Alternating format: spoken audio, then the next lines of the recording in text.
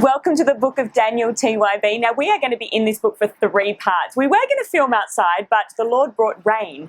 You know, no matter what happens, we will get the TYB videos to you. So these 3 parts are really going to sit in the book of Daniel. And I know some people have a different interpretation of Daniel, especially when we get to the visions at the end. But we're going to sit in the historical context. Remember, TYB, it's really good to sit in the historical context of the book, find out what's happening at the time, where they are, so you can get the most out of the text. Now, the book of Daniel is in our Old Testament section, and it is one of the 5 major prophets. So you've got Isaiah, Jeremiah, Lamentations, Ezekiel, and Daniel. Now, remember when we studied Ezekiel, if you haven't studied Ezekiel, you'll know that Ezekiel has these incredible prophetic visions, apocalyptic literature, and so does Daniel. Daniel is such an interesting book because when you actually find out where Daniel is, it's incredible that God is speaking to him, giving him visions, giving him favor, because Daniel is in exile. And when you look at the book of Daniel, you would expect Daniel to be in Jerusalem. You'd expect him to be in a favored place and, you know, where God sends visions all the time. But I'm noticing as I study the Old Testament that God's favor is wherever they go. If they, like Esther, you know, God's favor is upon her. God's favor is wherever they are. And so I love the book of Daniel, and you're going to really enjoy it. As I said, we've got 3 parts, so we're really going to sit in these snapshot videos to really tell you the cultural context. Now, it is the shortest of the 5 major prophet books. It's only 12 chapters, but boy, do they pack a punch. And boy, are they unusual. Some of the interpretations that I read about this book when I was studying it, and I actually studied this. This is a really cool fact. I studied this under Tremper Longman at my college where I did my degree, and he wrote the commentary. So I would recommend doing. He didn't give me a very good mark for my assignment, but that's fine. I won't hold that against him. But when you do this, I want you to study. This is a great commentary. Why? Because it was my textbook when I studied the book.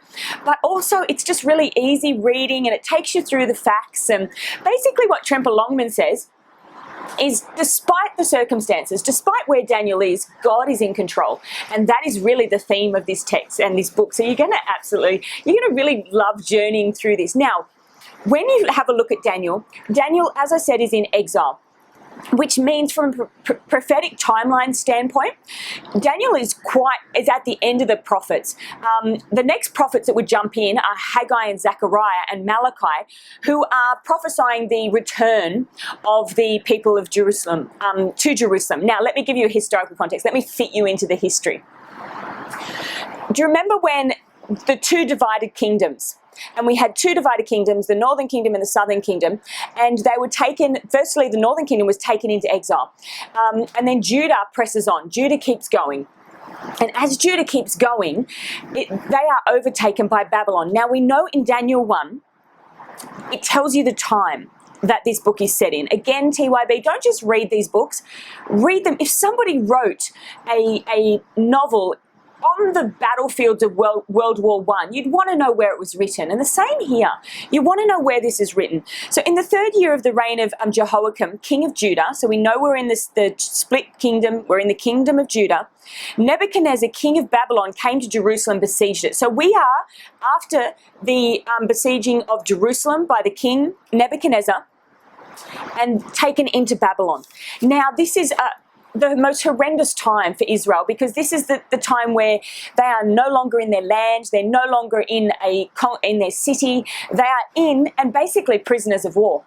So you are looking at somebody writing, Daniel, his 3 friends, Shadrach, Meshach, and Abednego, writing as prisoners of war, no longer in their hometown, no longer where they were, and how that strong, resilient faith remained no matter what happens.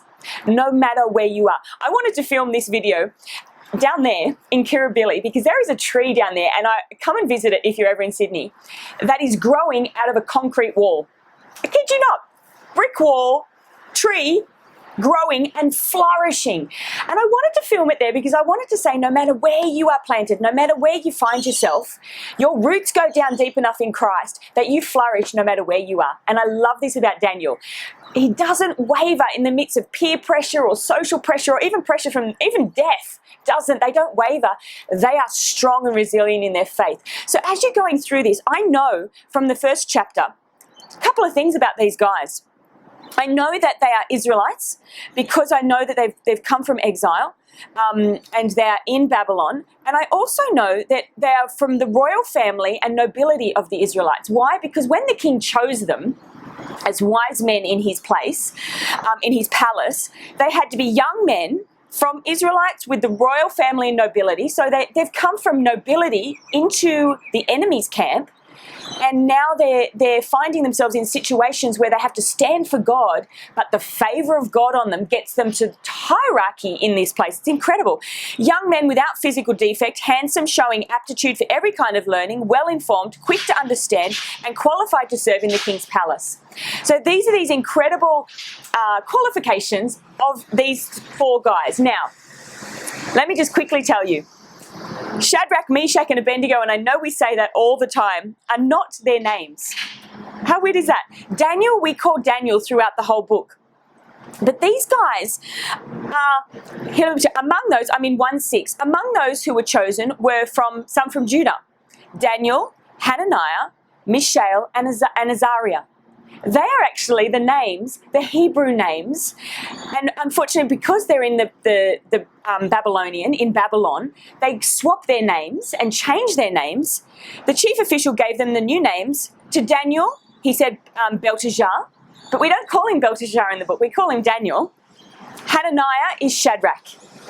Mishael is Meshach, and Azariah is Abednego. So these are Babylonian names. They lost their identity. They lost in Hebrew, your name is your identity. And they lose their identity in a foreign land. They're prisoners of war. And the first 6 chapters tell you the stories of what these men, these young men did when they found themselves in a situation that they didn't want to be in. They found themselves in an enemy's camp, and they stood for Yahweh. They stood for God. They stood in the midst of all this idolatry, in the midst of all of these enemies. Sometimes, guys, you're going to be in situations where you're going to have to stand. And I love the fact that we're going to go through this in the next snapshot. God rescues them and gives them favor. But you know what? As you read Daniel 1-6 and as you begin to read this, notice that it's not all good. Stuff happens, good things happen, and then they're in the lion's den, and then they're in the fire, and bad things happen, but they stand no matter what. And I'm with Tremper Longman on this.